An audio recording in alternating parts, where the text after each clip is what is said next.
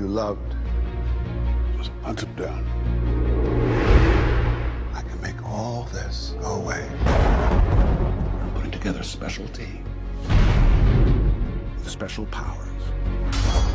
Join me, but you will have your revenge. Now, what was your reaction when you learned you got the part and it's like, wow, I'm going to be playing opposite Hugh Jackman here? You know, when I found out I got the part within 72 hours, I was in my underwear on a cliff in New Zealand kissing Hugh Jackman. So it all happened very, very fast. So what was it like to step into a real live comic book world? So fun stepping into a real life comic book world. Just a dream come true. Just to be a part of this whole big family here now. It's a cool feeling. Tell us what it was like on the set, you know, hanging out in Australia with these guys who... Yeah, hanging out in Australia, it was like literally paradise. The weather was great, the people are awesome. You know, he was such an ambassador to that country and, you know, to this industry, really, so I felt like I was kind of stepping into his living room. And he knows all the local hot spots, so he was able to take you guys out for a few nights? A lot of disco dancing. Oh, yeah. So you mean you actually had fun making this movie?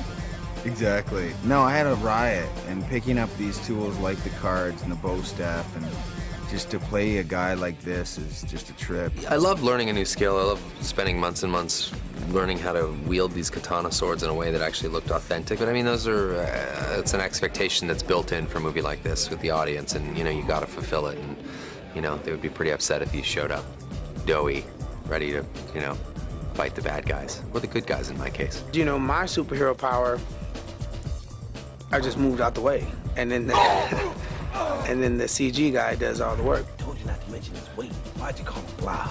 I didn't call him Blob, I said Bub.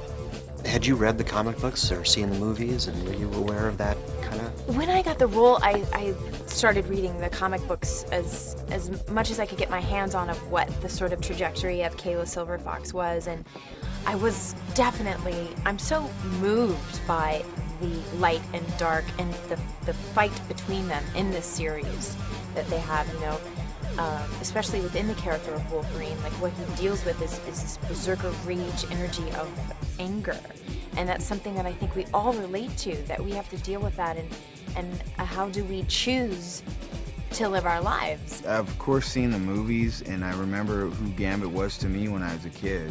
I remember there's just obviously things that are a lot simpler when you're a kid, but it was like, man, this guy is cool. And the other one, to me, I just remember of like, he just really doesn't care what other people think of him. And that was pretty cool when you're, you know, they're obviously larger than life guys, but as a kid, that's just exponentially more, right? Hey, now, Bub, you listen to me.